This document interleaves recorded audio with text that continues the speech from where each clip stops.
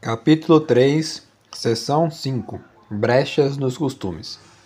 Ao verificarmos, porém, que o conflito entre Roma e a cruz era inevitável, e ao considerarmos o resultado bastante desconcertante que adveio de tal conflito, isto é, o triunfo do cristianismo, somos levados a perguntar-nos se não haveria já, na própria estrutura da majestosa sociedade imperial, certas brechas que iriam permitir a infiltração da nova doutrina na sua massa, e provocar ou, em todo caso, apoiar um processo de dissociação.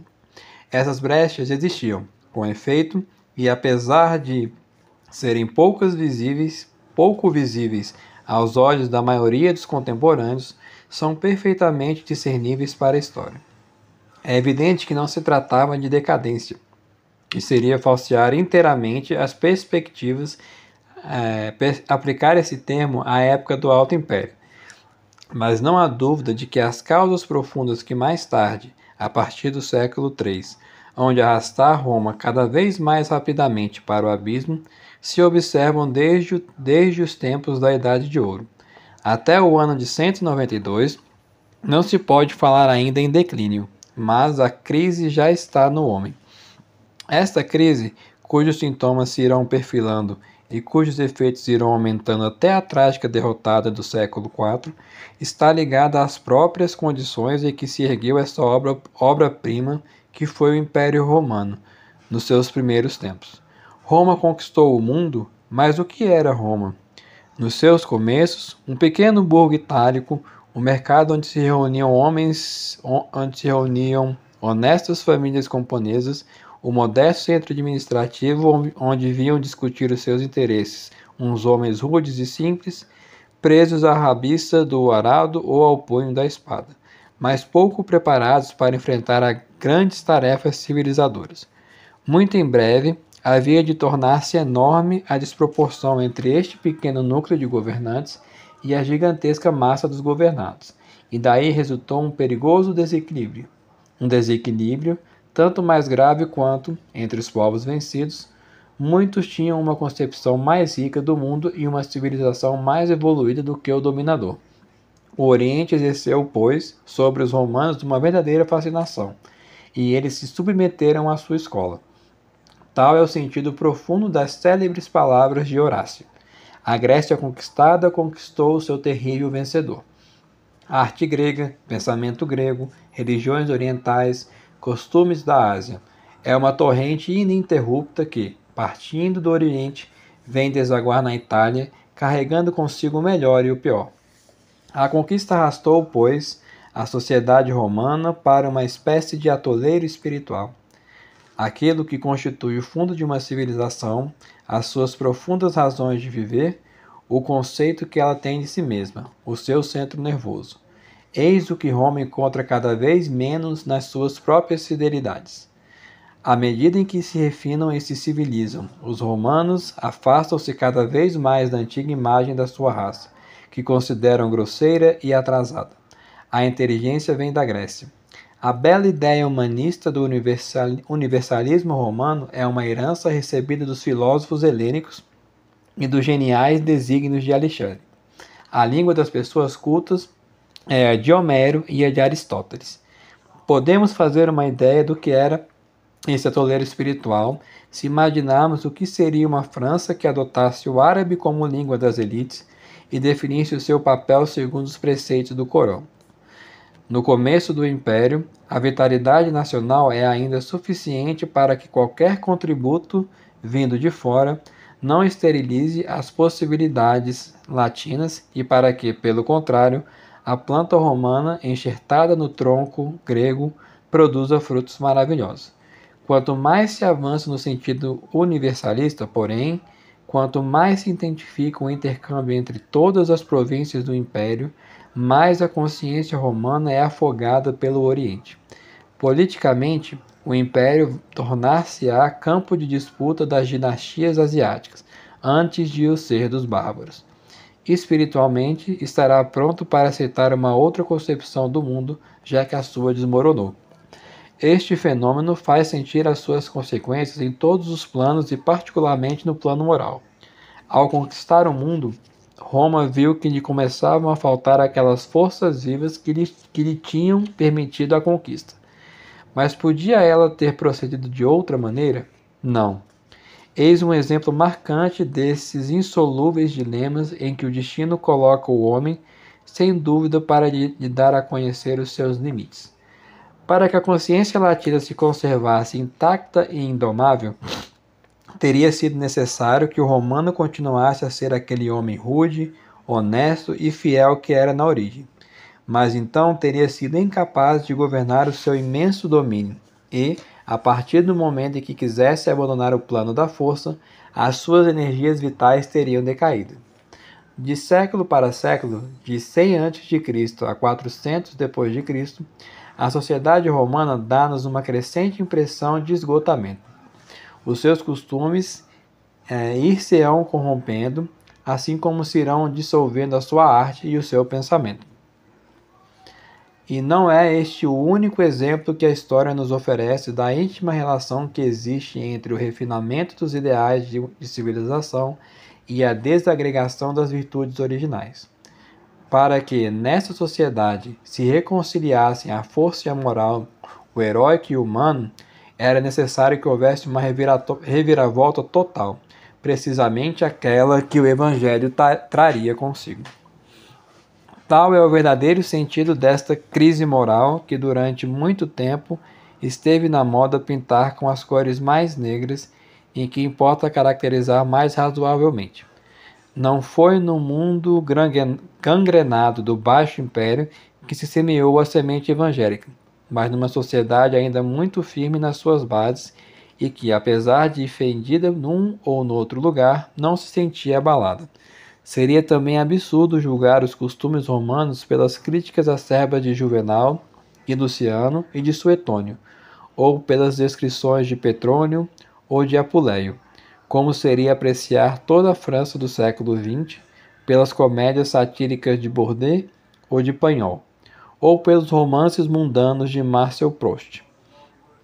A desmoralização à maneira do Asno de Ouro ou do Satiricon não atinge senão certos elementos das classes ricas, sobretudo nas grandes cidades.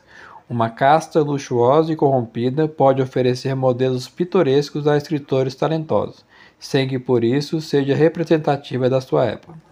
Quando se põe de parte os textos literários em que só se retratam os poderosos, e nos debruçamos sobre os documentos mais modestos, tais como epitáfios, grafite e papiros, a vida privada romana do Alto Império oferece muitos exemplos de virtudes sólidas.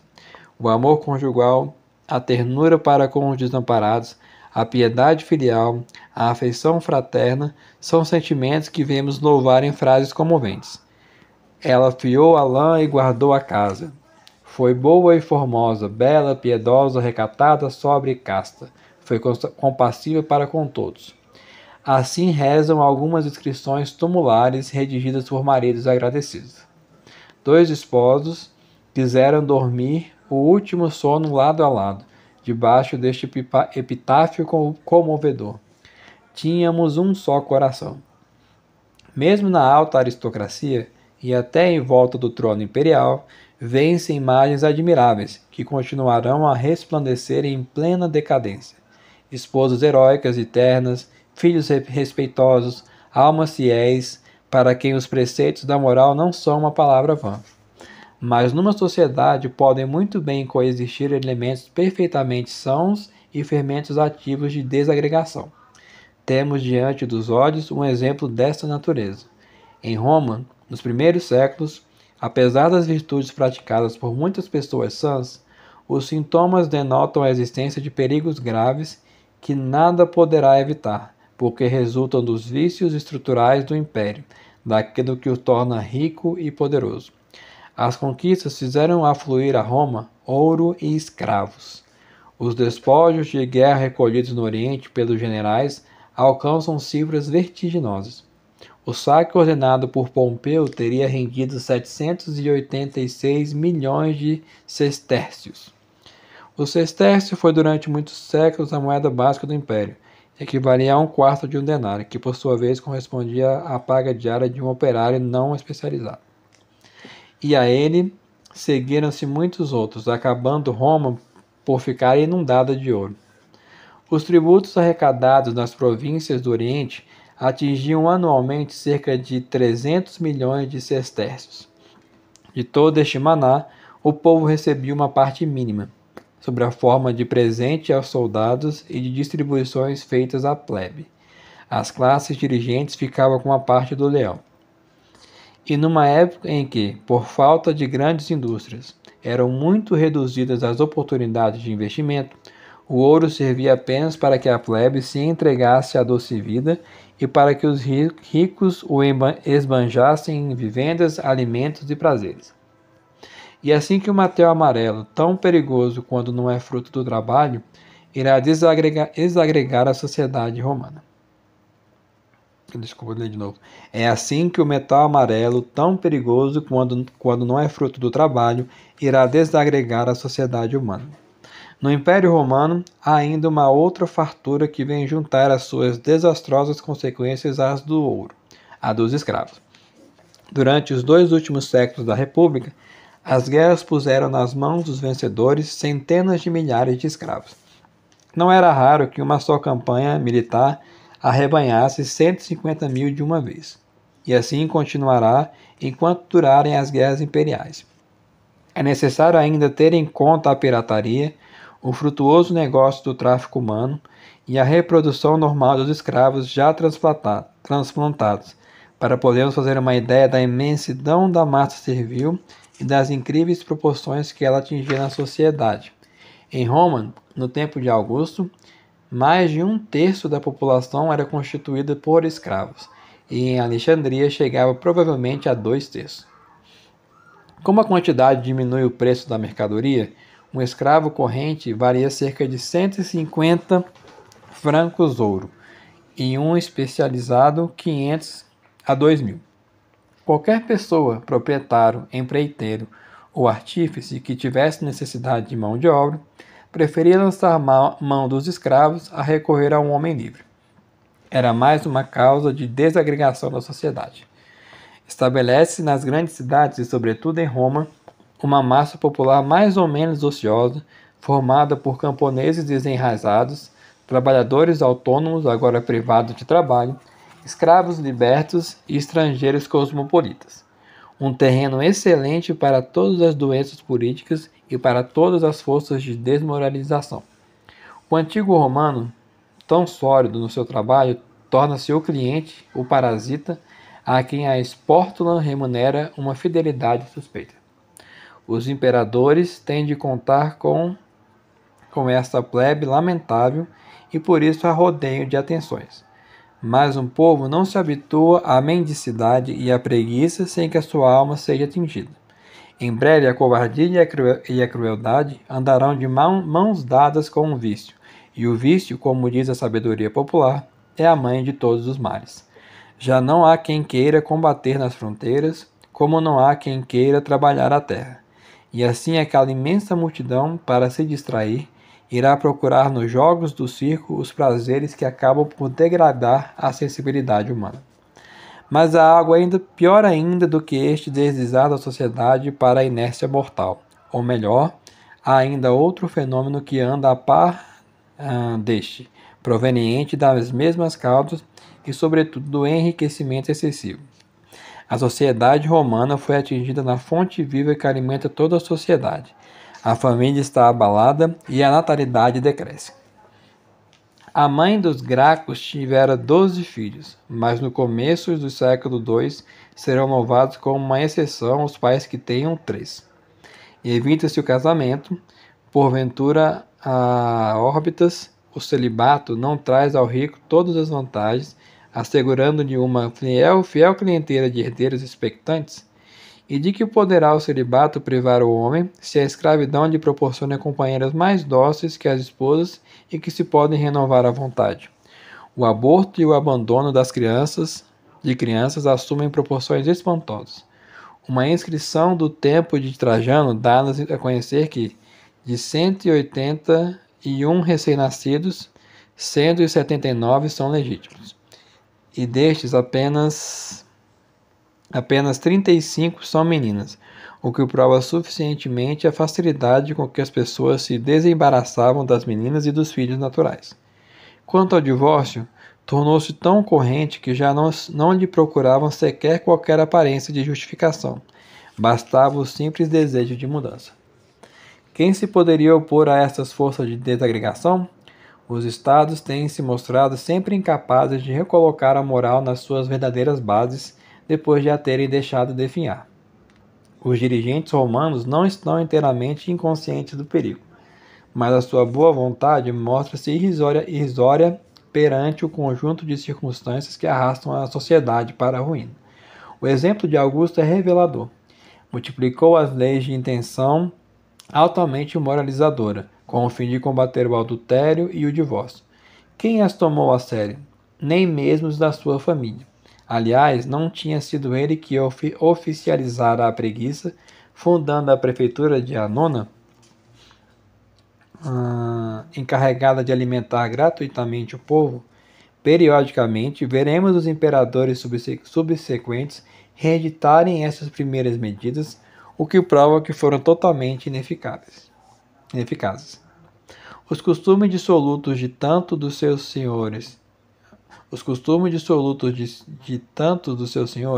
a resignação mais ou menos altaneira com que um Cláudio ou um Marco Aurélio suportam as suas desgraças conjugais, esclarecem a plebe sobre o verdadeiro alcance das medidas legislativas. No começo do século III, ao tomar posse do consulado, Dion Cássio há de encontrar, só em Roma, 3.000 casos de adultério inscritos no respectivo registro. Pode-se dizer que ainda existe crime quando ele é universal ou quase universal? Em todos os tempos e em todos os países, a substituição das tendências naturais do homem pela vontade do Estado é sempre um indício de decadência. Um povo está muito doente quando, para viver honestamente e ter filhos, necessita de prêmios ou de regulamentos. Chegamos a um ponto, dizia já Tito Livio, em que já não podemos suportar nem os nossos vícios, nem os remédios que os poderiam curar.